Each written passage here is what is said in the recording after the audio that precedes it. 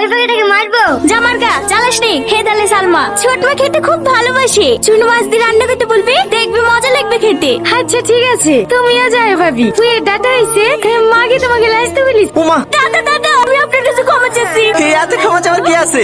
বাচ্চা ছেলে এই বয়সে খেলবে না তো কখন খেলবে? আসে বাবু, আমি তোমাকে গুলটি মারা শিখাছি। এই রাকেশ, বোনের সাথে লাউটালে। ঠিক আছে দাদা। এই দেখো, এইভাবে ধরো, একদম নিশানায় চোখ রাখো। কি ব্যাপার রে, দাদার কি মাথায় কোনো প্রবলেম হয়েছে? আমারও তাই মনে হচ্ছে। আর দুদিন ধরে কেমন যেন বদলে গেছে লাগছে। ওসব কথা আলোচনা করিসনি, দাদা শুনতে পাইলে আবার। কি হলো? খিদে লেগেছে? ঠিক আছে দিয়েছি। তোদের এত বড় সাহস, আমাকে বেঁধে রাখিস?